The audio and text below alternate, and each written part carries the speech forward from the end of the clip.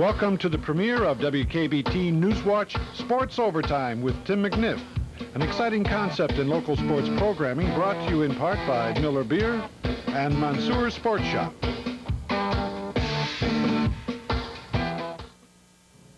Good evening and welcome to the premiere edition of Newswatch Overtime, where we'll be working overtime to bring you most of the NFL action throughout the upcoming NFL season. Joining me tonight as my in-studio host is Z93, well, one half of the Z93 Morning Zoo, Keith Carr. Keith, thanks for being here tonight. Yeah, well, I'm glad you mentioned that I'm half, because otherwise I would have caught it tomorrow morning. The worst half, as a matter of fact, with Sam Strong, but we have to settle for you tonight. Keith, the NFL season kicked off tonight, or today rather, in kind of grand fashion, if you're a Packer backer. And I'm not. Well, and all right, let's admit it right now, you are a Vikings fan. And still, after today's ball game? We got 16 weeks left, and it'll be okay. You think so? Yeah, it'll be okay.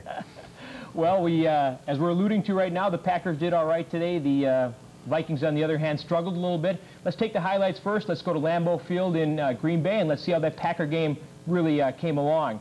After the preseason holdout of quarterback Don Mikowski, Packer coach Lindy Infante couldn't have imagined how well things would go today. The Packers used big plays through the air and with the kicking game and the defense as well to shock the Rams 36-24 in the opener at Lambeau Field. Without a doubt, starting off with a win as opposed to a loss where you're playing catch-up all the time is a heck of a lot better than starting off with the other thing, and the other big goose egg in the win column is not very healthy.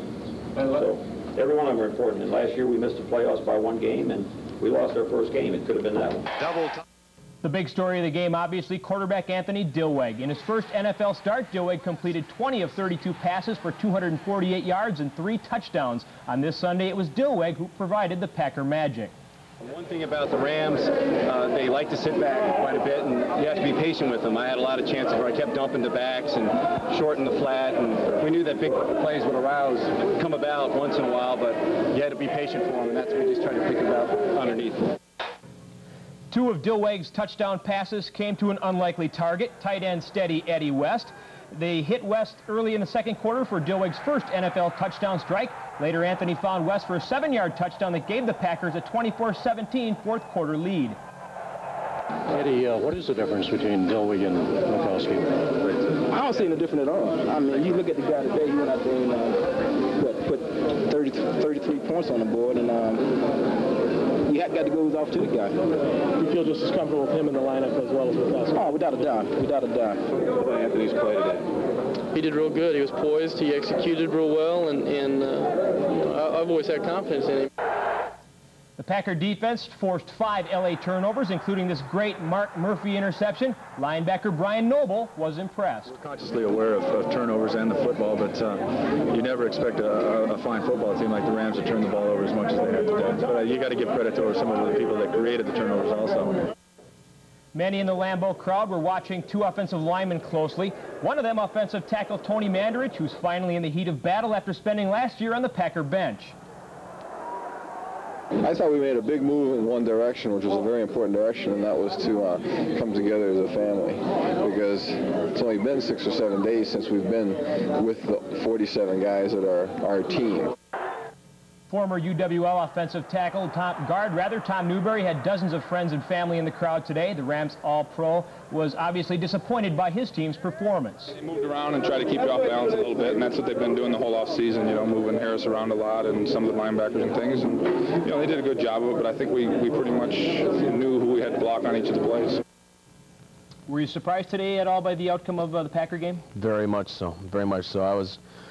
I was expecting Everett to pick him apart, and I think that's one of the worst games he's ever played. How about Dilweg on the other hand? Amazing. Did you think he was going to complete, what was it, 20 of whatever it was? 32? Yeah, 20 of 32 is amazing. Next week, though. Next week. We'll get to that. Next week. We're going to take a break right now, but when we return, we'll take a look at the Vikings-Chiefs game, the Bears win at home over Seattle, and a couple of coaching debuts in the NFL. Stay with us. Welcome back to Newswatch Sports Overtime. I'm Tim McNiff, along with this week's co-host and less undesirable half of Z93's Morning Zoo, Keith Carr. By the garb, you could tell the Vikes didn't do so well. Let's take a look at the carnage, if we may, from Kansas City, Arrowhead Stadium. The Vikings and the Chiefs, and the Vikings did not start things out as they would have hoped to. Second play from scrimmage, Keith, and what's going to happen? Looks familiar, doesn't it? Ooh, Yeah. fumble!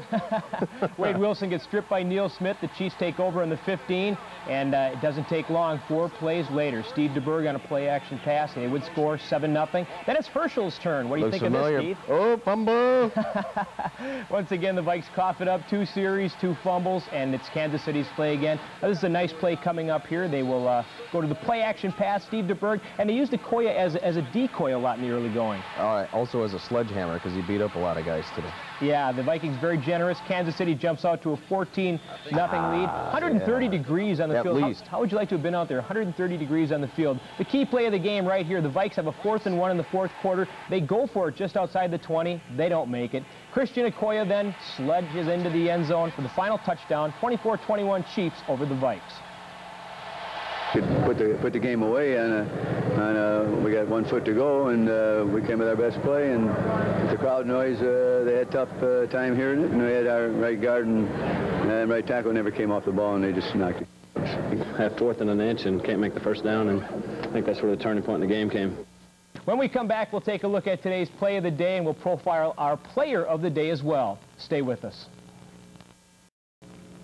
Welcome back to the Sports Spotlight. Tim McNiff with my guest, Keith Carr from Z93's Morning Zoo, along with Sam Strong there.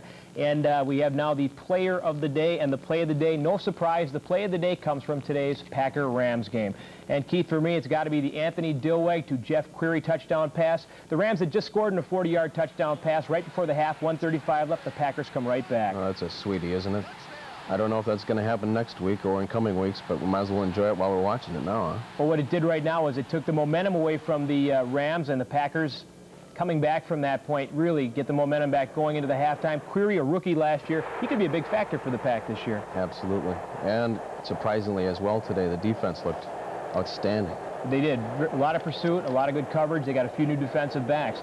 This year we're going to have co-players of the week, even in a losing cause. Onalaska native and UWL graduate Tom Newberry played his usual all-pro caliber game. What do you think about Newberry? I was surprised that he spent all of training camp actually in camp. He usually likes to take a couple of weeks off to go to the beach, but he looks in good shape. You know, he comes back, he could find you next week. I don't know.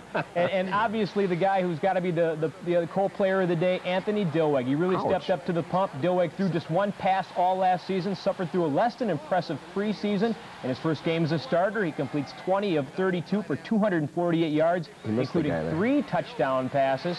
This one to Pro Bowl tight end Ed West, and then our play of the day to Jeff Query. And this brings up an interesting situation. Is it Lindy Infante's offensive system? He made a star of Bernie Kosar, then of Don Mikowski. Is it the system or is it the quarterback? What do you think? Let's just say he's better than Bob Schnelker. Lindy? Yes. Yeah, I think I'd have to agree with you on that one. We obviously have a nice win for the Packers in week 1. We've got next week the Packers and the Bears. You want to take a look ahead to that one? I say Bears by field goal. And we also have the Vikings taking on the New Orleans Saints up in Minneapolis. The Saints, first of all, Saints and 49ers tomorrow night. I'm picking the Saints because I hope they win, although that's with my heart, not with my head. By the way, the Vikes today were not outplayed, they were outcoached, in my opinion. You think so, too? Well, once again, they got a new offensive coordinator in there today, but it's the same play as we saw last year. A couple of bad decisions. As far as next week goes, I think the Saints will probably get pummeled in the Dome. Okay. I'm hoping so. If you've seen Keith get through it in the hot seat, if you'd like to co-host next Sunday's overtime session, here's all you do. Send a card or letter to Newswatch Overtime in care of WKBT-TV, 141 South 6th Street, La Crosse, Wisconsin, 54601. And if your name is selected, you can join me next Sunday on the hot seat when we'll take a look at the Packers, Bears, and Vikings Saints battles, as well as the rest of the NFL action. Keith, thanks for stopping by. I'll be talking to you tomorrow morning. Quarter to 8, who may not know, on Z93, we do a little sports talk if Sam lets us. Yeah, that's right. Well, she's usually talking about her boyfriends and stuff, but we'll get through it. Didn't she get married last weekend? Join us next week. Maybe she did, maybe she didn't. Keith, once again, thanks for stopping in. Send your cards and letters in to Newswatch Sports Overtime. Love to have you here next week. Can we show the guys at Washington RFK, because all men are pigs. Time has expired in the overtime session. Thanks for joining us, and have a good night.